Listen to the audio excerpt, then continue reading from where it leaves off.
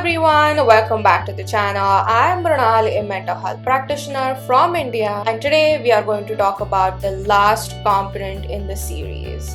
In this week's video, we will conclude the series, The Psychologist's Guide to Thrive in 2026. I want to invite you to watch all the videos so far that I've put out in the series and also watch this one as well. And do let me know your thoughts, any suggestions, anything will be okay. And I would like to also request you to put something down in the comments in relation to what other series I can film and put out in the upcoming months throughout the year. That being said, now let's jump into the video. In the late 90s, there was a man who was the undisputed king of Indian cinema, who unfortunately faced a total collapse. At an age where most people look towards retirement, his company went bankrupt. He had debts over 90 crores INR and cases were piling up against him. His fame seemed to be the thing of the past. In this case, most people would have retreated. They would have said, "This is it, this is my time to stop," which is a classic fixed mindset trap. But Mr. Amitabh Bachchan did something different. He let go of his ego and he walked into a director's office which he respected and simply said, "I'm looking for work." He didn't just rely on his past glory, he reinvented himself. He moved from being this angry young man to the grandfather of the nation, both on television and film. He trusted his ability to learn something different, which was TV at the time, and worked relentlessly to pay back all the creditors. He just didn't survive, he thrived. The transition from being a total failure to a new kind of greatness is the very example of how your abilities aren't fixed. They are built through effort, self-trust, and growth mindset. Today, let's talk about growth mindset.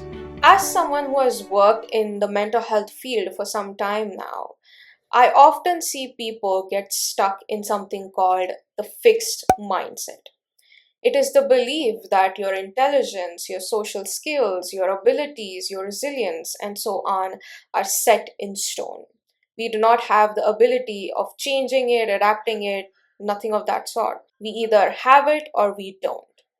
On the contrary, there is a term called growth mindset, which was given to us by Dr. Carol Dweck, which suggests that growth mindset is the fundamental belief that your basic qualities that you have are changeable, adaptable. You can cultivate them through effort and strategy. It is the difference between saying, "I'm not good at managing stress," to "I have not mastered the ability of stress management yet." This one word, "yet," changes everything. It changes your brain chemistry. It moves you from a state of judgment to a state of curiosity. Now, you might be wondering, am I a fixed mindset person by nature? The truth here is, we all are a mixture of both. No one is 100% fixed mindset or growth mindset. Evolutionarily, a fixed mindset is something that kept us safe. If we aren't good at hunting lions, we won't hunt lions. However, the modern life in 2026 requires us to unlearn and relearn a lot of stuff. We often fall back in our fixed mindset whenever we are feeling tired or insecure or something major has happened in our life which was not good. The goal isn't to be this perfect growth mindset person, but to recognize when your fixed mindset persona is talking, what it is saying, and then choosing a different path. Now, how do we build this? We build it like a muscle. Now, here are 3 steps.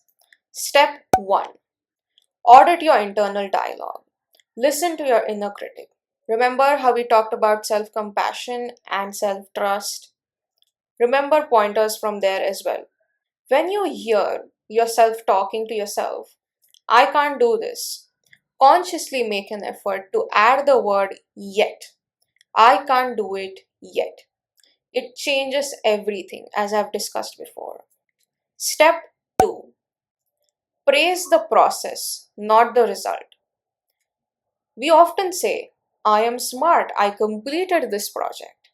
Instead, we might want to say, I am so grateful and proud of myself that I didn't give up throughout this project, despite all the frustrations, despite everything that was out of my control. When we do this, we are focusing more on the process itself instead of the outcome, which we can't always control. Step 3. Seek out optimal friction. Now, this is something that you might not like, but hear me out. Growth does not happen when we are sitting in our comfort zone.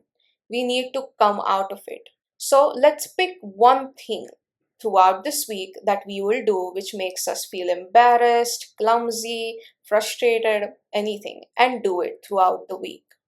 We should embrace this feeling. Whatever feeling that we feel during this time when we are doing this thing, whatever we have picked. This is the feeling of your neurons literally making a new pathway in your brain. It's so cool.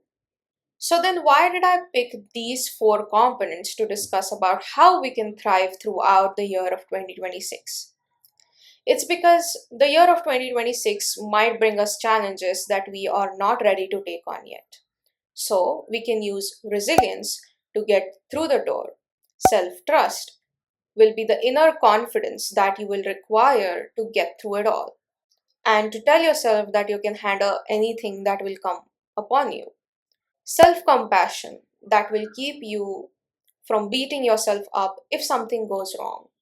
And growth mindset, which will be the engine that takes these experiences and turns them into a better version of you.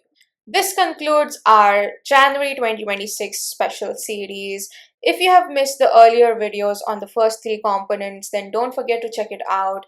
They are the foundation of what we talked about today. That's it for this week's video. I truly hope you enjoyed it and took something out of it. And thank you so much for following along this journey of this entire series. Please do let me know again in the comments down below what your thoughts are about the entire series and this video as well. And I'll see you the next time I put out a video. Bye bye.